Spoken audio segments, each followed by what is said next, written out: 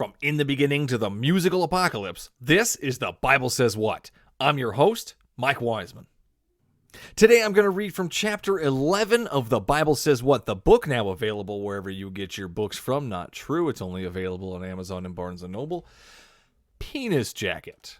The Bible says that through the death of the Christian deity's son, we were also circumcised in the releasing of the sinful nature, not with a circumcision done by the hands of men, but with a circumcision done by Jesus. Colossians 2:11. Yahweh is now a firm believer that his son's death was a form of circumcision, cutting off one's sins as if it were some kind of foreskin. The Christian demigod, through his bloodshed, saved us from the wrath of Yahweh and genital mutilation.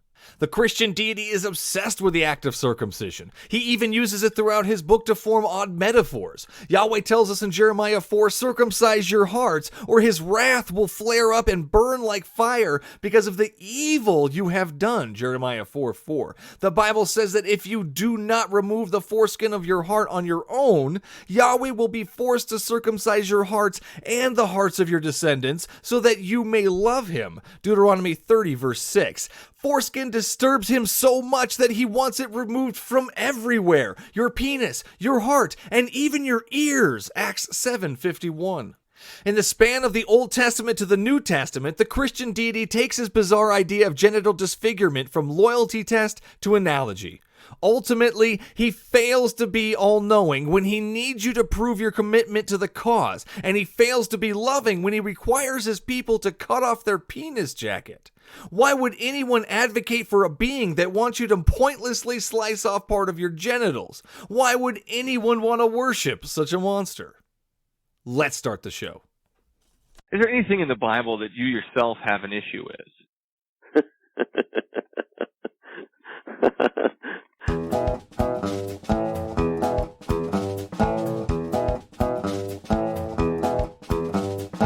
Okay, so it took you reading the Bible to realize that those things were bad for you? Yeah, it actually did. I didn't figure this out on your own?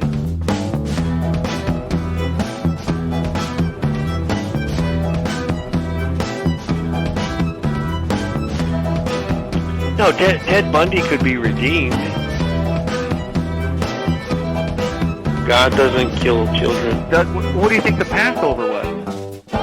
Yahweh sets up a whole system in the Old Testament where you slaughter animals just so he's able to forgive you. Today's special guest is author of The Naked Man Flees, Michael Zwaagstra. Welcome to the show, Michael. Well, thank you very much, Mike. It's a pleasure to be with you. Appreciate you being on, taking the time.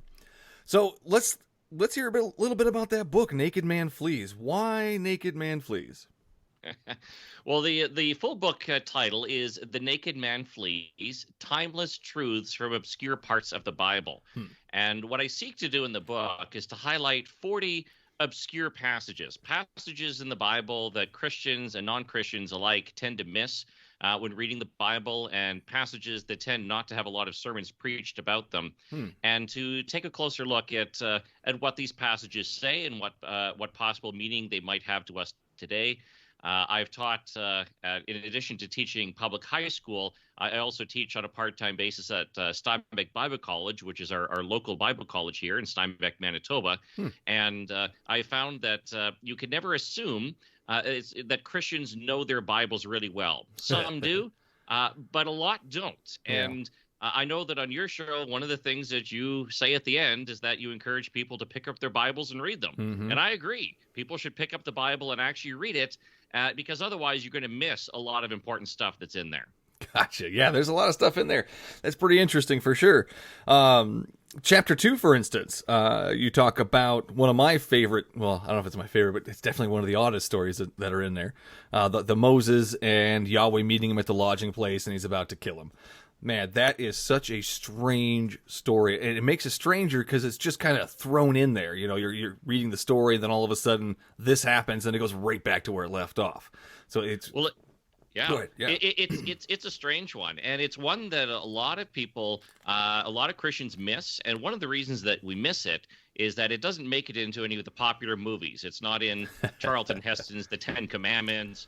It doesn't make it into Prince of Egypt. And That I'll would just be quote strange. the exact. Yeah, well, yeah, go figure. I'll read the exact passage. It's Exodus Awesome. chapter 4, Mm-hmm. verses 24 to 26. At a lodging place on the way, the Lord met him, that's Moses, and sought to put him to death. Then Zipporah took a flint and cut off her son's foreskin and touched Moses' feet with it and said, "Surely you are a bridegroom of blood to me." So he let him alone. It was then that she said, "A bridegroom of blood," because of the circumcision. And what's happening in here is that immediately before, Moses, of course, has just spoken to God at the burning bush, and God has told Moses that he's to lead his people out of Egypt. And then immediately after the story just picks up where he meets Aaron and they go see Pharaoh. But you have these odd several verses here where God meets Moses, and it's very direct, saying that God was planning to put him to death. Yeah. And what's important to note here is that Moses is supposed to be the leader of the Israelites. And one of the most important commands that was given at that time, starting with Abraham, was the command that all males were to be circumcised. And for some reason, we don't know what the reason is, the Bible doesn't tell us, Moses had made the decision not to have at least one of his sons circumcised. And that was a major problem. And so what I say when I read this, and what I take from it, is that it's a pretty powerful reminder that if you're going to be in any kind of leadership position, obviously in Moses' case, he was going to be leading the Israelites, but I would argue that today, if you're going to be a Christian pastor or you're going to lead a big ministry, you'd better make sure you take care of the basics first. If you're going to lead a church, you better make sure you don't have a reputation for swindling people out of their money. Or if you're going to lead a pro-family lobby group, make sure your own marriage is in good order. And the same thing here. This is a powerful reminder that Moses didn't take care of something that was really basic, and it almost cost him his life at this point. So why do you think Yahweh put so much importance on it? Well, if you go back to in Genesis chapter 17, that is when the command to circumcise was first given, and it was a sign of the covenant between Abraham and God. It was a visible symbol, a visible sign that Abraham and his descendants, the Jewish people, were God's chosen people. And what's important to note here is it's not that the act of circumcision was what saved them. Both the Old and the New Testament are both explicitly clear on this. But circumcision was a visible reminder. I would liken it to, and there's no analogy that's perfect here, but if you sort of think about like a newly married couple, they put on their wedding rings. The wedding ring is a pretty powerful reminder that you are married. Now, is it all about the ring? I sure hope not. I mean, there are a lot of people with wedding rings on that are pretty lousy husbands and wives, but it's a visible sign, it's a symbol, and in many senses, that's what circumcision was. Because you go to, for example, Deuteronomy, where God talks about the really important thing is circumcise your heart. And so it was a way of, basically, the important thing was that your heart has to be right before God. And so the circumcision was a reminder of that. And so for Moses to not have circumcised his son, that was a sign that his heart was not in the right place. He was not being obedient to God, and that was the problem. So do you think that Yahweh maybe could have chosen a different way to show your loyalty to him? Well, obviously, God can choose any way that he wishes, but circumcision was the symbol that he chose. And, we could always second guess and say, why didn't he do this or why didn't he do that? But in the end, circumcision is what he chose. It became a visible sign. It was certainly something that was memorable and something that was, I mean, you certainly noticed that. That's something you noticed for sure. Yeah. So, but it goes back to Genesis 17 when God had commanded Abraham to circumcise himself and all the males in his household. Yeah, and the servants too, which I can only imagine being a servant during that time. You want me to do what? You don't have a choice, and man. You're a slave. But Abraham was 99 years old at the time, so it would not have been the most fun experience, I'm willing to bet. Yeah, no, it's such an awkward thing. You mutilate your genitals for me, and that's your wedding ring. Wouldn't a ring or a piercing or anything besides mutilating your penis? I mean, that just seems so violent for no reason. He knows your heart. Yahweh knows your heart. He knows your thoughts. Jeremiah 17:10. So what is the point of, and you mentioned the wedding ring. You can't really just show it off. You can't just walk around with your thing hanging around. Look at me. I'm God's. I belong to Jesus or whatever. It just doesn't. I would have a problem with it, and I'm sure that people back then had an issue with it. I think it's a very odd thing to do, especially for an all-knowing, all-loving being, to demand such a. Well, yeah, well, sure. Certainly from our perspective, and certainly from many people at that time, it would have seemed odd. And as you know, in the New Testament, this became a real live issue of did Christians have to get circumcised? Did Gentile Christians have to be circumcised? And you can read about it in Acts chapter 15, where they had a whole meeting and discussion about this, and they came to the decision that no, they don't.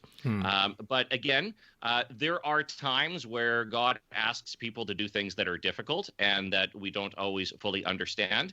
And I've never heard circumcision described as violent. I mean, let's not forget, and obviously you know this, I mean, there are lots and lots of people that are circumcised today and are doing just fine. So I don't think we should overstate what it actually is. Most are unwillingly, unknowingly, at birth because of parents' beliefs and whatnot. And I think that's wrong. The kid doesn't get to have a choice. I mean, if he wants to do it, have him do it later on or something. I don't know. Well, fair enough. I mean, it's but again, I'm not aware of it being a major medical issue or problem or anything of that sort. Again, it's a common procedure. So again, but just emphasizing here, the important thing is that we go back to Moses' story there, that he did not do something that had been explicitly commanded. He would have known about it full well, and he chose not to do it, and he certainly got himself into trouble. And I frankly think that Christians should take the time to read the stories in their original context and not just rely on the popularized movies and sermons, because then you tend to miss some of the more difficult stuff smack dab in the middle. So when Noah or David sinned, Yahweh didn't try and kill them. Why Moses specifically? Well, I would say that, first of all, we don't know what the end result would have been. And I mean, in David's case, when he committed adultery with Bathsheba, that who knows what would have happened if David had not repented, had not changed. And we also don't know, because the text in terms of Moses here is very brief. So it simply says that God sought to put him to death. We don't know how far that went. We don't know whether it was threatening to put him to death. But it was a very stark, clear reminder and warning that he had not done something that was extremely important to do. And fortunately, his wife stepped in and did what had to be done. Yes, she did. She just. Oh man, there's a lot packed into just those three little verses there. I know it's really too bad that we tend to miss that when we read it, because there's a lot to think about from just that little section. Somebody needs to animate this story. It just needs to happen. If anybody out there is an animator, please, I will pay you $10. I think they need more than that. Well, probably. All right. So David and Bathsheba, you brought that up. Sure. Yahweh actually killed their kid. First, he made it suffer for 7 days with an illness because his enemies showed contempt because of the sins that David did. So in that instance, Yahweh wasn't trying to kill David. He killed the kid. So David escaped the punishment. Moses escaped the punishment because, well, magic words and penis jackets thrown on feet. It's such a weird thing, first off. But regardless, that kid was killed for the sin of the father. Yes, after David had committed adultery with Bathsheba, that was something that happened. And I'll be honest, there are aspects of that are challenging. I think that one of the things, and it's not one of the things I talk specifically about in my book, although there's a similar incident regarding David that in terms of consequences continuing on to the children that I do talk about, which maybe we can discuss in a second.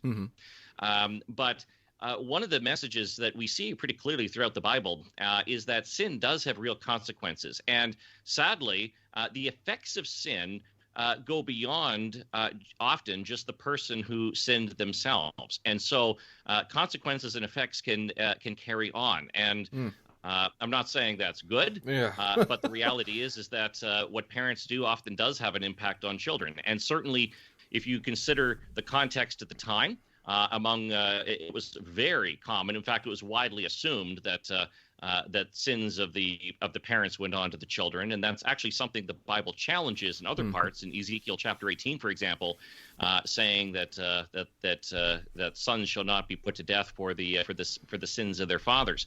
And so, but in terms of David's case, there, yes, that was a serious situation, a serious sin, and the effects of it extended to people other than just himself. In fact, I would argue that the author of 2 Samuel makes it pretty clear that his whole family was impacted. Like, if you sort of go to 2 Samuel and you go to sort of chapter 11 and on, from before that point, David's getting stronger and better, and his family's doing well. And after that point, his life is pretty lousy. It sucks. Like, as far as you see his family start to split apart. You see his son Absalom rebel against him. He has to put down other rebellions. You see one of his sons, Amnon, rape his half sister. Like, awful, gruesome stuff. All of it taking place after David sinned with Bathsheba, and a pretty clear sign that after that point, David was dealing with consequences and effects from his sin that just carried on. And it's really unfortunate, and a pretty clear reminder that David really should not have committed adultery with Bathsheba. Yeah, but the suffering of the child was, I mean, you have to admit that was kind of pointless. Just because the enemy showed contempt against Yahweh is no reason to make a child suffer and die. And then to counteract that, Ezekiel, it's Exodus 20 verse 5 when he says, "I, the Lord your God, am a jealous God, punishing the children for the sin of their fathers." I mean, he makes it pretty clear a couple times there that he punishes children for the sins of the parents. And I really don't think that's a fair and just thing to do. Wouldn't it be better? Go ahead. Yeah, well, okay. So we do see passages like in Exodus 20 where God talks about the sins of the fathers being visited on future generations. But I think we have to be careful here not to put in sort of a flat literalism and just sort of assume that literally means that God was going to make sure that every future generation was going to be punished for that particular sin. Because you find many other times in the Old Testament where it seems like a certain group of people, like the Moabites, for example, that they're not allowed to join the Israelites. In fact, it's stated at one point in Exodus that the Moabites are never allowed to join, but yet you read the book of Ruth, and Ruth was a Moabitess, and she not only did she join the Israelites, she ends up becoming a direct ancestor of David, and then later, of course, of Jesus himself. And so what we see in the Bible is that we see that God does extend grace, forgiveness, and there's an openness there. When Abraham was chosen to be the father of God's chosen people, in Genesis 12 verse 3, Abraham is promised that all nations on the earth, through you, all nations of the earth shall be blessed. The intention here is that there is going to be a blessing to other nations. And so I don't want to take just a sort of a flat literalism on. You could always pick out a couple passages talking about the sins going on down. And yes, the effects of the sins do continue on in terms of the impacts, and we see the results. But there is a much greater plan here, a much greater theme that you see when you look at the Bible in the overall context. Yeah, I've heard that for sure. As far as the circumcision goes, now in the New Testament, I definitely hear Paul struggling with it. And at one point, he talks about if you're circumcised, you must follow the whole law. And do you think this is something that is accurate, or?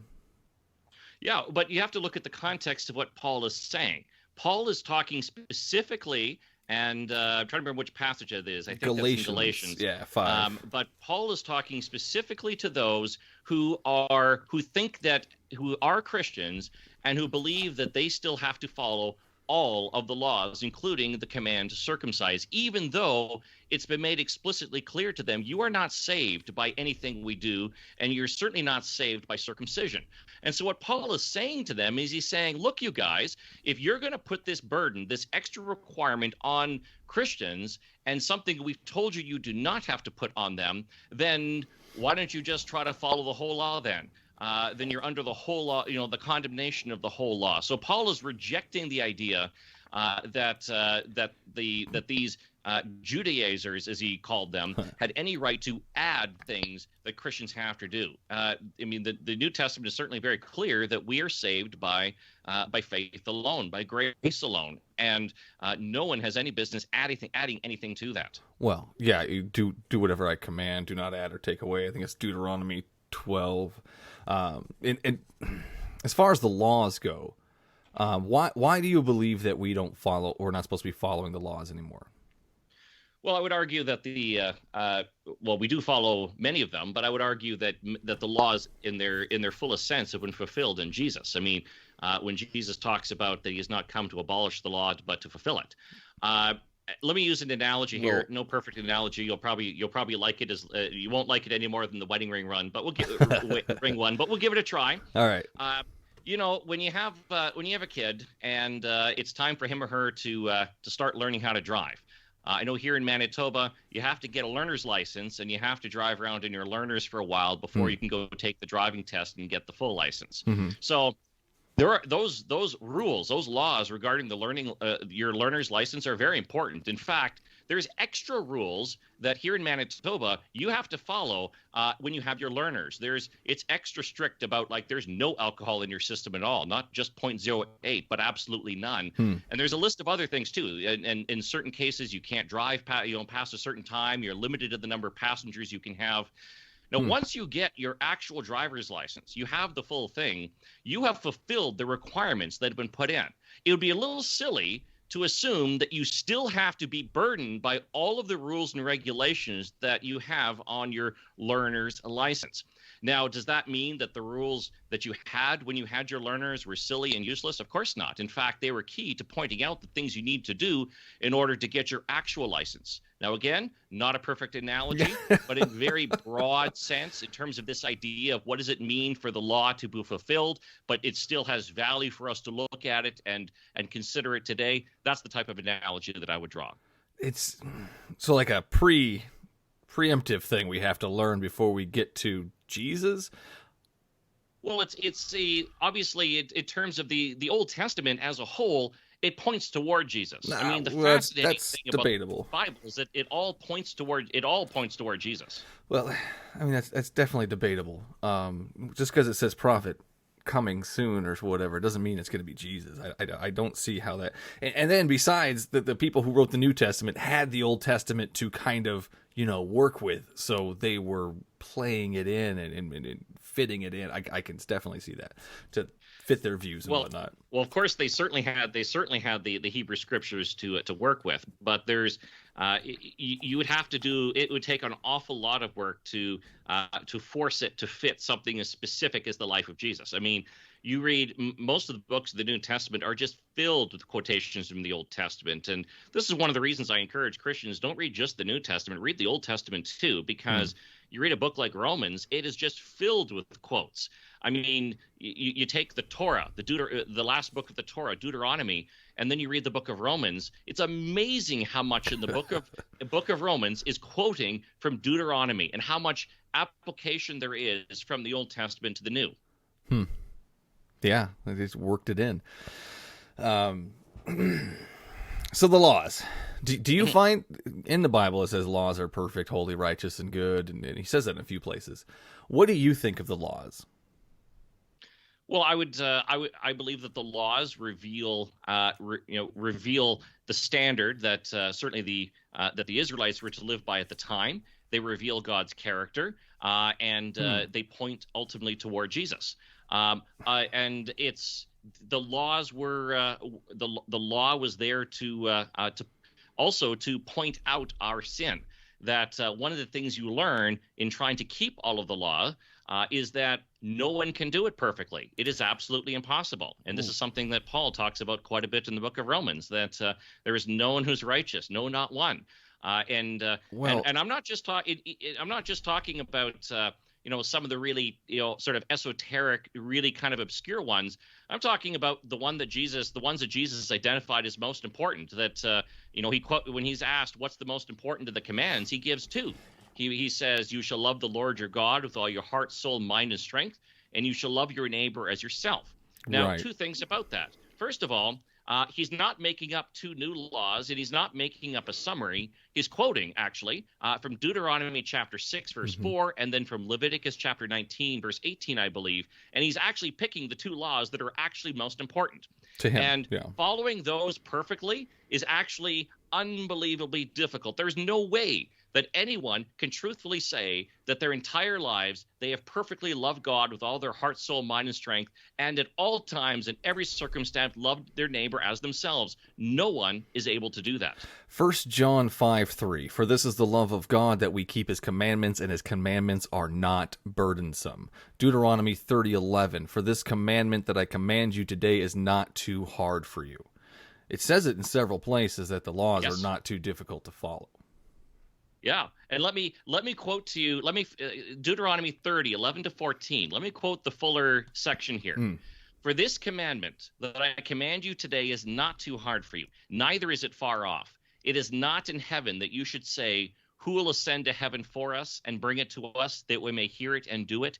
Neither is it beyond the sea that you should say, who will go over the sea for us and bring it to us that we may hear it and do it?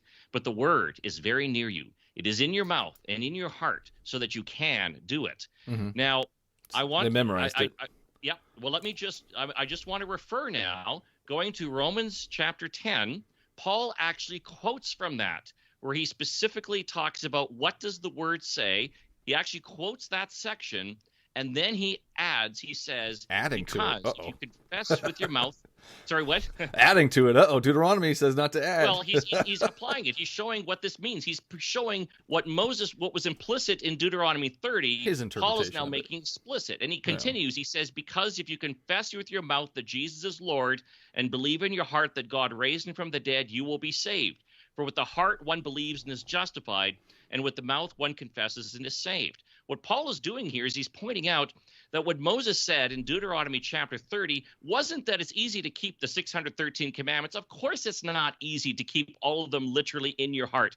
But rather, he's saying that it's that we are saved by grace alone, by faith alone. And that if we believe in Jesus and we confess him as Lord, that we receive his righteousness imputed to us. That's what Jesus means when he says that, my yoke is easy, my burden is light. It's not because keeping the laws literally is easy. It's because Jesus fulfilled the law perfectly, and if we trust in him and believe in him, we are saved. And that's what it means for his burden to be light. And that's what it means when it says we can do it. That's one way to look at it, I guess.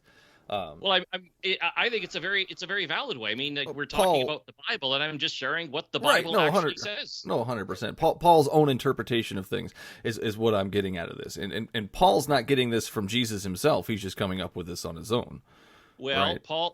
Okay. First of all, as Christians, we believe that all of that what Paul wrote and is in here is inspired by God. Well, but secondly, let's not forget that Paul was an expert in the Jewish law. He was a Hebrews, a Pharisee of Pharisees, as to righteousness of the law, blameless. Like Paul knew more about the Old Testament law than either you or me. He knew his stuff. He was an expert in Jewish law. I think he knows what he's talking about. Well, I'm sure he knew what he was talking about, or at least thought he was. And what I can't say for sure because I never really met Paul. He could have been a crazy man on the side of the street, I mean, who knows? So back to the laws. You mentioned that they're standards and they show us Yahweh's character. I just wanted to name a couple off here. As the numbers, of course, the numbers 15, the picking up sticks, and you'll be stoned to death, and of course Leviticus 20, curse your parents and you'll be stoned to death. And there's a couple places where that's in there. Do you believe that those verses, those laws, those rules are showing the character of Yahweh? I believe I believe, as I said, I believe the laws do show the character of God. However, there's an important clarification that's required here, is that when God speaks to people, he often speaks to people where they're at in the culture and the context that they're at. And so there are times where God gives commands and he gives laws that fit the context at the time, because that's as far as they're able to go and what they understand. Wow. So, for example, when the issue of could men just divorce their wives for any reason?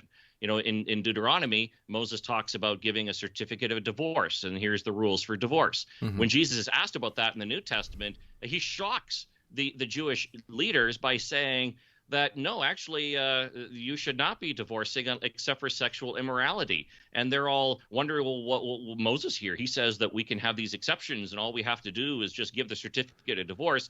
And Jesus said that that was allowed because of your hardness of heart. But here is actually the full principle behind it. And so I would argue that for many of the laws, they show us, the standards that the Israelites were expected to live by, but don't assume that those are all laws that we're all expected to do today and that perfectly reflect our current context. Because obviously there is a time and place in which they're given, and there's a limit to what the Israelites would have comprehended 3,000 years ago at that time.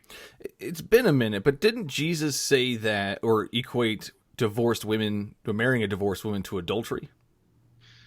Well, what he did was he put in a much higher standard. He said that you should not be getting divorced. He was shutting down regardless of that, though. He was shutting down the religious leaders who had made divorce very easy, and he was basically telling them, what you guys are doing, you're not following the spirit of the law at all. This isn't meant to be a technical thing. Just make sure you got your certificate lined up right, and then you can just go marry, divorce. He says, here is the real standard. And after that, some of his disciples said, well, maybe it's better not to get married then, because that's how much Jesus had raised the standard. So it's pretty clear what he's doing there. He's raising the standard, and he's making the religious leaders, the teachers of the law, very uncomfortable when he does it. So he did make it to where divorce or marrying a divorced woman was adultery, correct? Well, he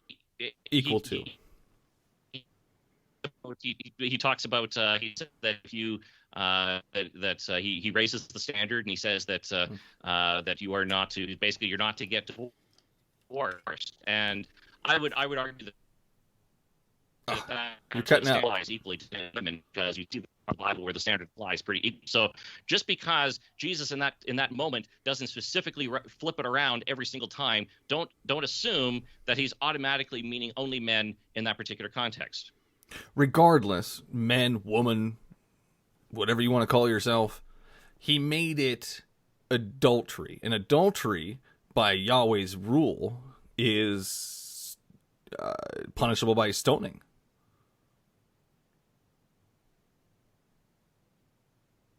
Oh, we just got cut off there. Can you hear me? Oh, there you are. I can't really. Can there we go. Sorry about that. I'm not sure what happened sorry, could you just repeat the last question, because it just kind of faded out there for a second? No problem. So Jesus, regardless of what gender you call yourself, made it adultery, and the punishment for adultery is being stoned to death. Under the civil code that was given in the Old Testament, that was the punishment at that time. Lots of stoning. But we're not required to live under the civil law, the legal code that the Israelites had to live under. That's certainly not for modern day context. Just some of it. Well, no, when we're talking civil code, I mean, there's lots of aspects of Torah, which is really civil law, civil code, criminal law, and because the law that they were living under wasn't just simply things to apply in your personal life. These were tax regulations. These were again, civil code, criminal code. Obviously, we're not in that same context now, so it would be rather odd if we actually tried to implement the punishments that are stipulated Yeah. there. So no, I would not say that we should apply those now. No, yeah, I definitely don't think we should be stoning people to death. I don't think they should have been stoning people to death. I think Yahweh could have come up with a better plan than stoning disobedient children to death, or people that decide to pick up sticks or do any kind of work on the Sabbath. I think that's but kind again, of over I the would top and well, grotesque, but don't you you? might want to, but again, over the top in terms of right now from the way that we're looking at it, not over the top comparatively speaking when you compare the Israelite laws and culture to the surrounding Middle Eastern culture at that time, 3,000 years ago. Wow. So Actually, quite a different context at that point. did he want to set his people apart from other people? Did he want to show his powers through these people? Absolutely. So And he he could did. have And in done. fact, I would argue that you see it actually quite clearly in terms of the standards that were given to the Israelites, that they were set apart. Even just something as simple as monotheism, that there is only one God who exists outside of the universe, who created the universe. That was completely 100% different from all the surrounding cultures at that time.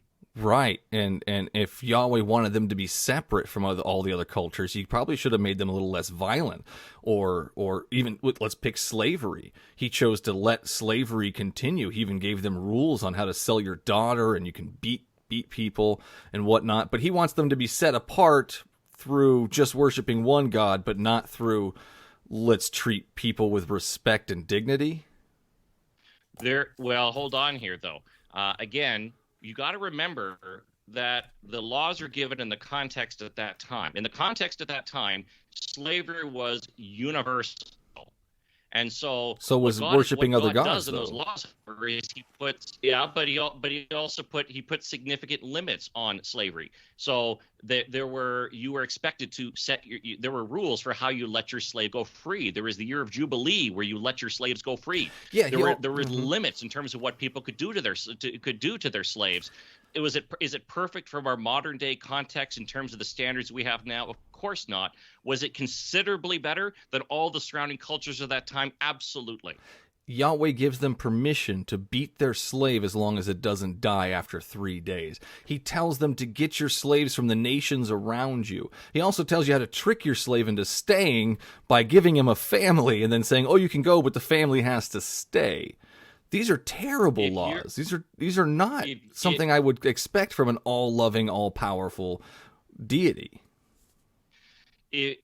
If you are living at a time back then where slavery is universal, and you have the nation of Israel at that time, that it's drilled into them that this is universally accepted, that you have slavery. What you see here is you have laws that limit slavery more than in other places, that put more restrictions on slavery, and that the principle of equality is actually right at the beginning of the Bible. You go to Genesis 1, 26 to 28, where it says that God made man in his own image.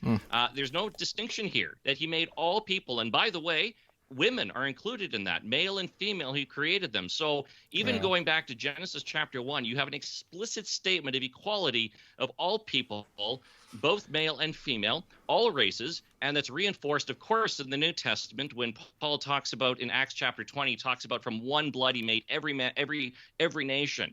So the theme throughout the Bible is that all people are created equally before God, and we're equally accountable to God. So the Israelites, the Canaanites, the whatever you want to call them, they had all these other deities drilled into their heads. Throughout the entire Old Testament, they struggle with worshiping these other gods and having figurines or anything. Yet that comes with a death penalty. But slavery is still cool. I just don't see it. Cool. I just don't see. No, I don't believe that I said that slavery was cool at all. It was cool with Yahweh. No. He did not say, do not keep slaves. Slavery is bad. Owning people is not something you should do. He not once said that.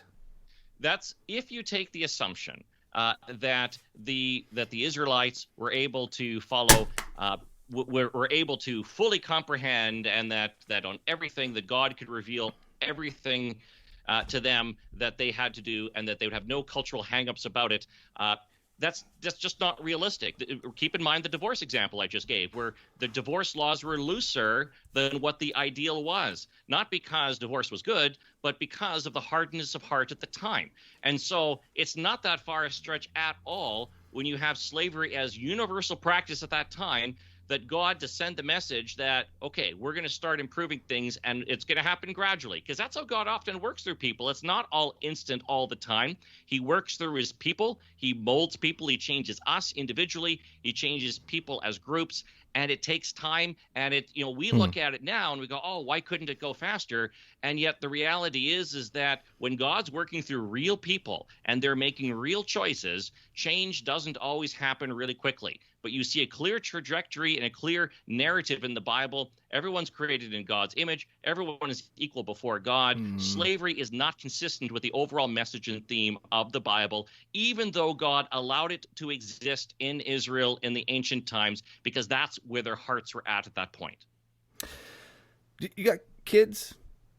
I do. So, I mean, as a father, you wouldn't go to your kid and say, you know what? You can't have any other dads before me. But if you're going to keep another human being as property, this is what you should do. I don't think the analogy fully follows through. I mean, because when you go to the first command there, you shall have no other gods before me.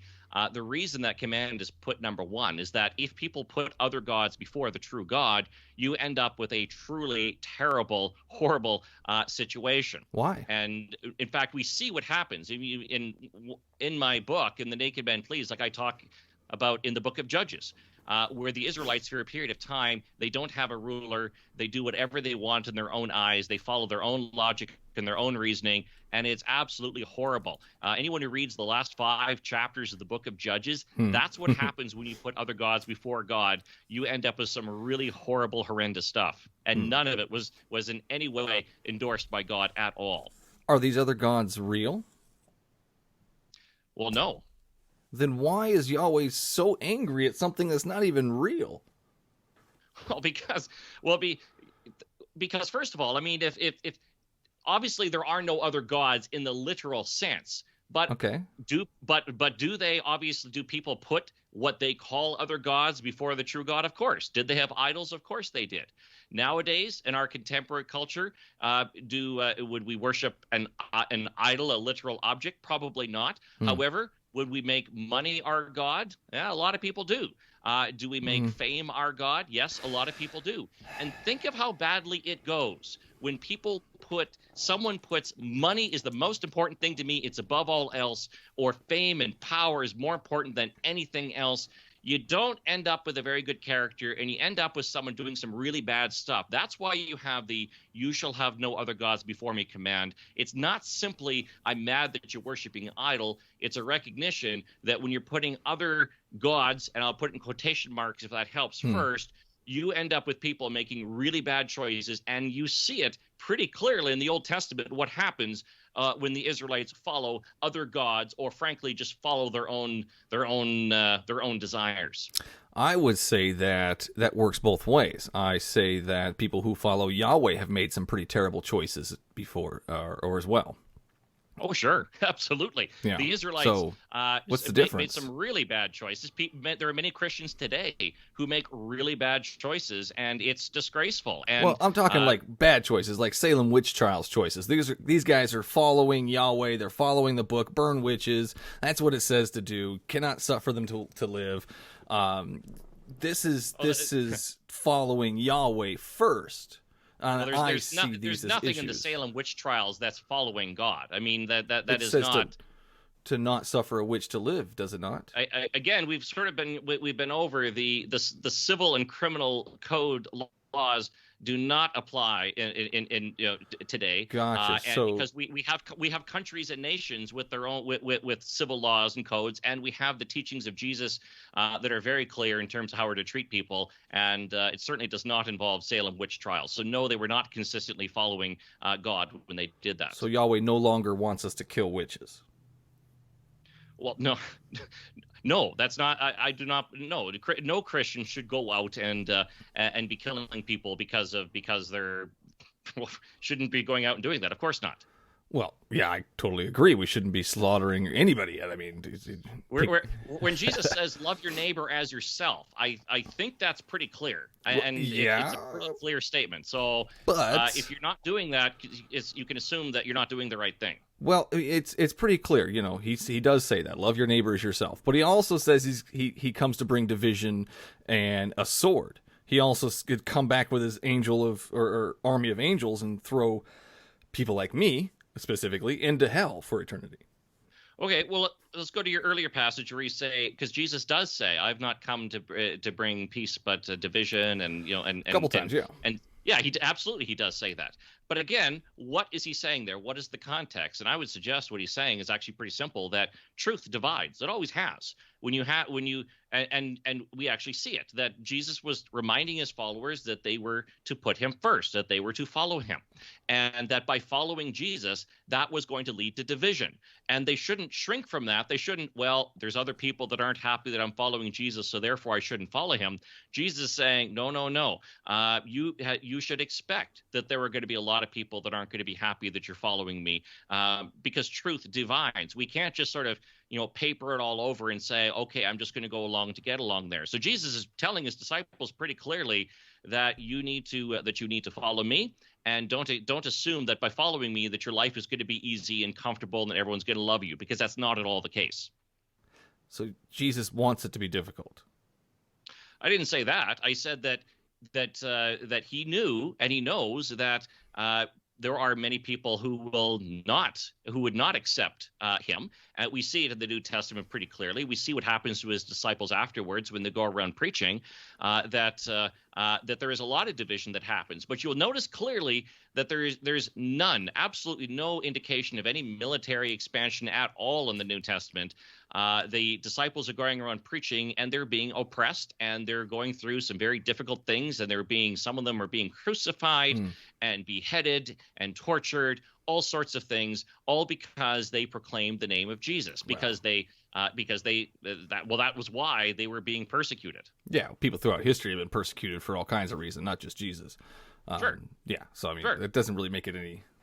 But you had asked about where Jesus says that I have not come to bring peace but division and all that, and I'm telling you, there's the practical implication of what Jesus was saying there. He was not saying, I want to start a war. He was saying that when you go out and preach in my name and tell others about me, you be prepared. There's going to be some significant blowback, even from some people that may be close to you, and that is obviously what actually did happen. Well, yeah, it strikes me as odd that he's still referred to as the Prince of Peace when he clearly says, "Do not suppose that I have come to bring peace to the earth." I mean, it's pretty hard to reconcile that.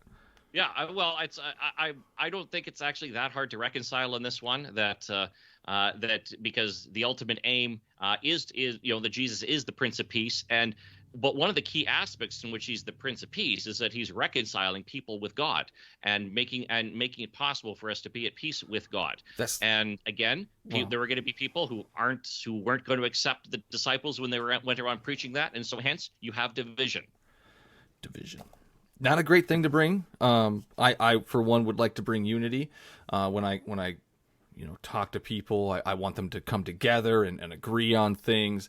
I don't walk into a room with a group of people and say, all right, I'm here to bring a sword, not peace, but division among you. Just so you know. Just a moment here, Mike. Just a moment ago, you were saying that what Yahweh should have done is we should have told them, the Israelites, slavery's bad universally, don't ever do it. Yeah. And even if that would have caused division, it made it harder for them to follow everything else. Monotheism caused division. Monotheism caused huge division and problems with the Israelites. So why not just stop slavery? Why not just do these other things on top of it? Why keep that in the loop? Okay, but again, truth divides. When you go and you proclaim truth, and others don't agree, you don't just go, well, I guess it was a bad idea for me to proclaim truth because it's caused division and people are upset now. You simply go ahead with proclaiming it. And so owning people is bad. I think that you agree with me that if you believe something is true, you should stick by it even if other people don't. And Yahweh should have stuck with it right in the beginning, that owning people as property is not a good idea. And again, I would argue that if you look at through history, who some of the strongest abolitionists, anti-slavery people were, who finally got it done. Someone like William Wilberforce in England in the 1800s led the strong Christian, strong evangelical, led the charge against slavery. He was motivated to do that because the Bible was very clear to him that everyone is created in God's image, and slavery was not something that was acceptable. And Christians led the charge against slavery. After centuries of using the Bible to promote it. There were certainly many Christians who misinterpreted the Bible as supporting slavery. Absolutely misinterpreted. Absolutely. Because I've read some of the stuff that the Southern slave owners in the U.S. wrote in the 1800s. Because one of the courses I teach at school, I teach American history, so we look at some of these things. Well, that's fun. And yeah, so there's this. They did not make good use of the Bible. They cherry picked a few verses and sort of took it as that this is saying that slavery is supposed to be here forever, universally, and they completely missed, for example, the book of Philemon, where Paul sends Onesimus back to Philemon and tells him, don't accept him back just as a slave, but as your brother in Christ. Like, hint, hint, wink, wink, nudge, nudge. Paul's saying, don't hint. Whatever, make it blatant, man. To you, charge it to me. Oh, by the way, I'm going to be coming, and I want a guest room ready for me. Paul was telling him, I expect you to treat this guy exactly the same way you would treat me. That's not promoting slavery at all. That one little spot. But there's so much that says. You mean the whole letter that Paul wrote? I mean, but even other letters too, where Paul, see, one of the neat things here, a lot of people miss this, is that the word that's translated often servant or bondservant in the New Testament is the word doulos, and it's actually just simply the word slave. And so a lot of Bible's translations, and often you'll see a little footnote, and it's kind of neat to follow those, where it talks about slaves, that's the word doulos, but when it's talking about servants of Jesus, when Paul talks about that he's a servant of Christ Jesus, he's actually literally saying a slave of Christ Jesus. Ugh. And so when Paul is saying, when he's saying to Christians that we are slaves of Christ, that he's basically equating us. He's basically putting us all in the same playing field. I just want to quote from something Paul says, 1 Corinthians chapter 7, where Paul says this, in verse 21, were you a slave when called? And that's the word doulos. Do not be concerned about it. But if you can gain your freedom, avail yourself of the opportunity. For he who was called in the Lord as a slave is a freedman of the Lord. Likewise, he who was free when he called is a slave of Christ. Like, it's so clear here that Paul is basically, he's telling everyone, you're all in the same playing field. Yes, in practical terms, because Rome, slavery was universal. Practically speaking, Paul wasn't going to lead a slave revolt. It wasn't going to happen. That was not going to work. But Paul is sending a very clear message here. And anyone who's sort of looking at this is he's saying, okay, if you can get your freedom, do so. Don't, yes, you have to live with the situation that you're in now.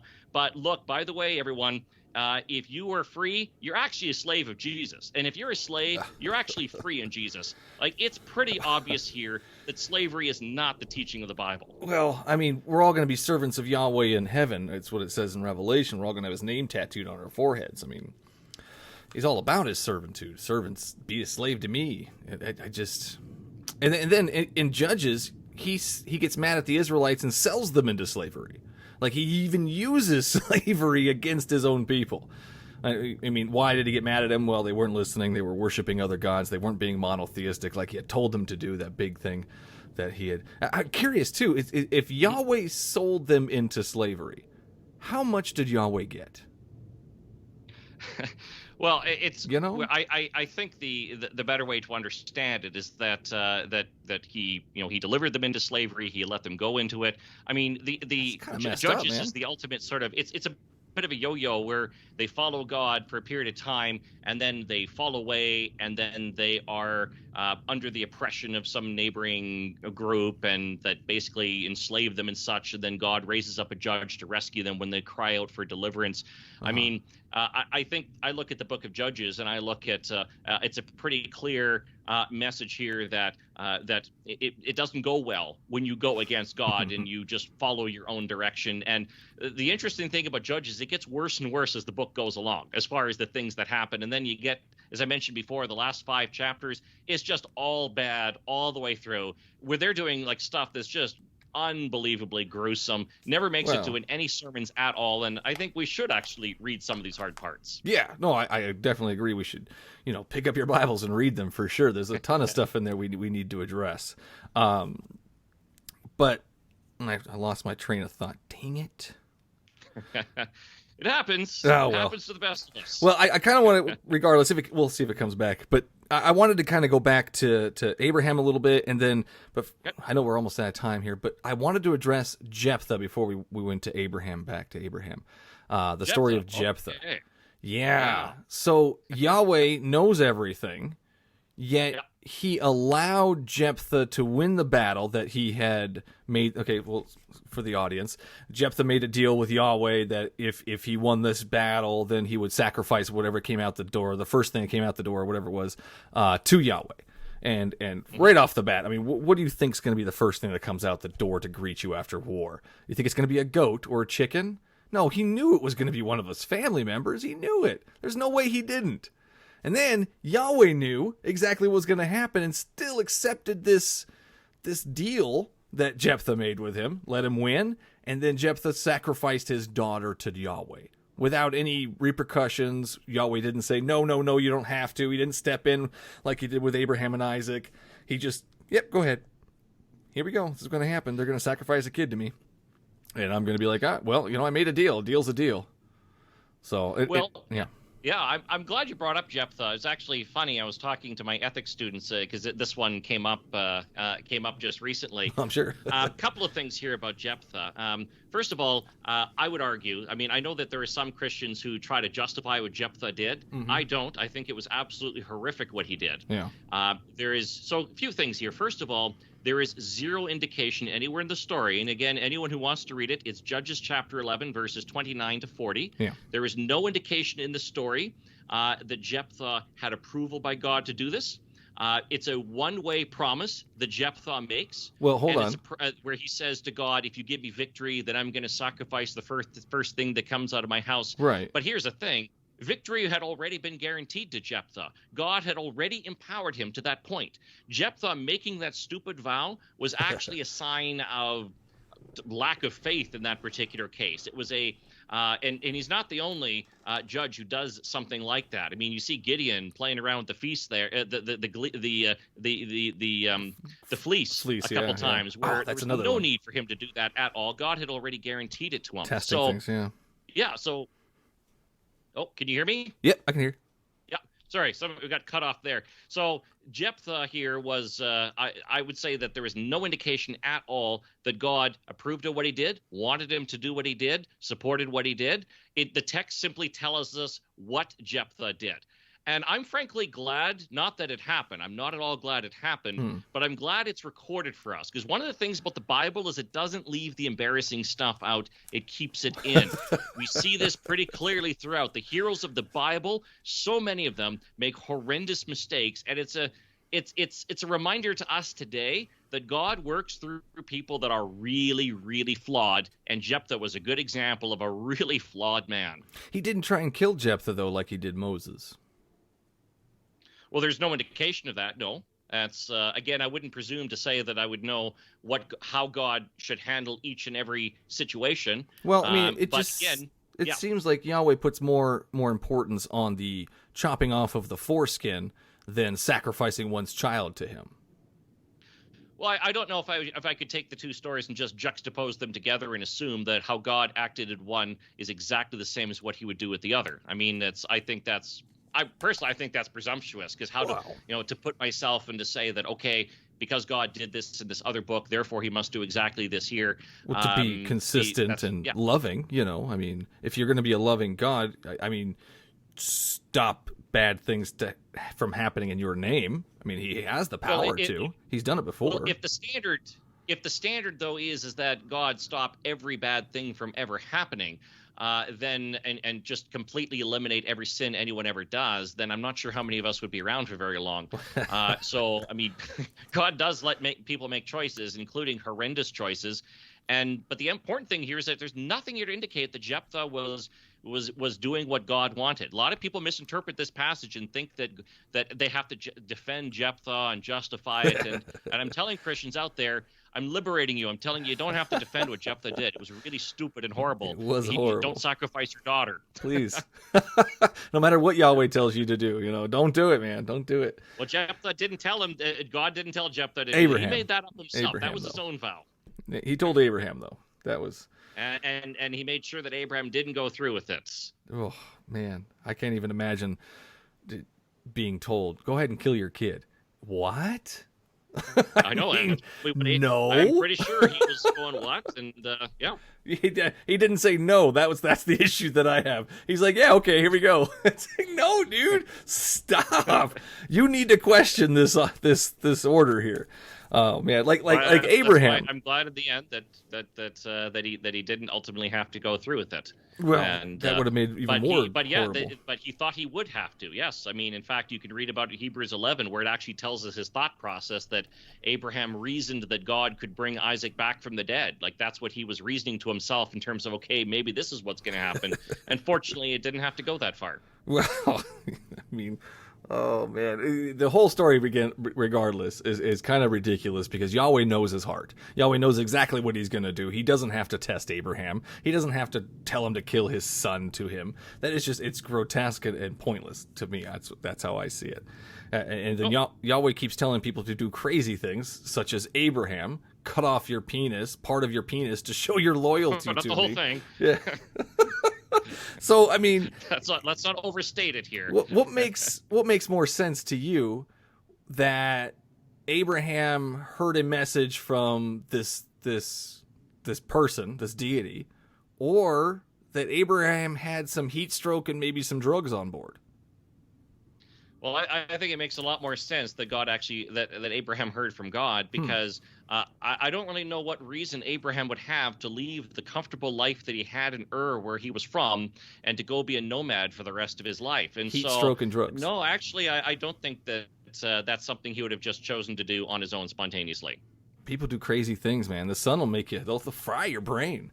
I don't know. It just seems kind of crazy. I know. If somebody just randomly came back and like, I spoke to God and he said to chop off part of your penis, I would question the crap out of that. I would not be very accepting of it.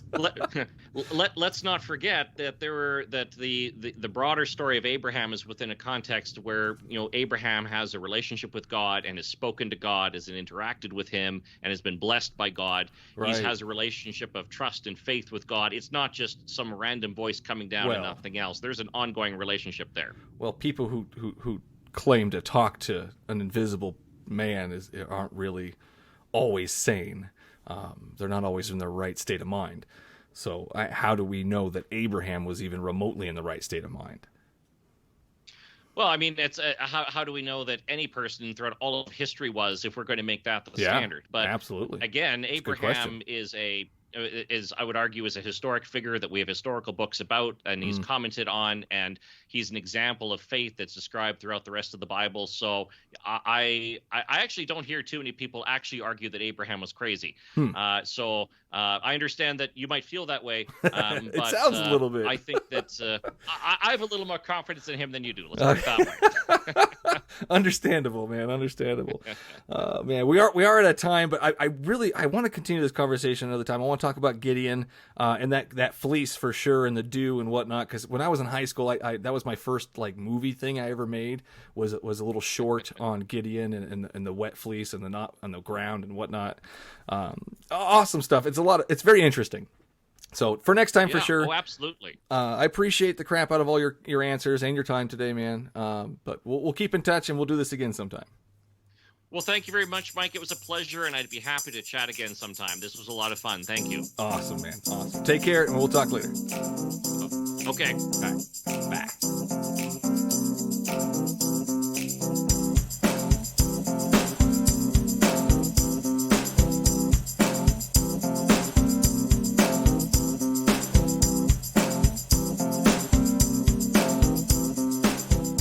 And that's all the podcast there is for you today. Thanks for listening. If you like what you heard and want to help keep the recording light on, simply go to patreon.com/bswthepodcast and sign up to be a supporter of the show. Your episodic tithes of $1 or more will give you access to the patron feed, unaired conversations, early access to each episode, and much more. For the latest events, BSW swag, and a peek behind the scenes, head over to the show's ever-evolving webpage at thebiblesayswhat.com. Thanks to the cosmic powers of the internet, it is now possible to buy me a beer or coffee online. Simply go to buymeacoffee.com/BSW the podcast and click the appropriate buttons. If you can't support the show monetarily, please like, share, and or leave a review. As always, you can find me at the Bible Says What Facebook, Twitter, YouTube, or Instagram pages. You can also reach me at bswthepodcast@gmail.com. And no matter which platform you use to listen to your podcast, don't forget to hit that subscribe button so you won't miss out on the next episode. Until then, would you kindly pick up your Bibles and read them?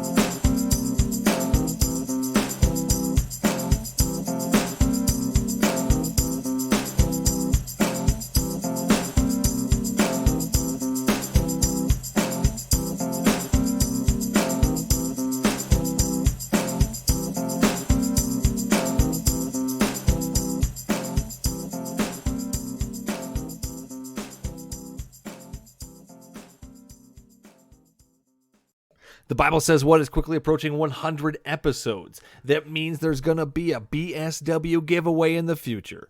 Please stand by for further instructions.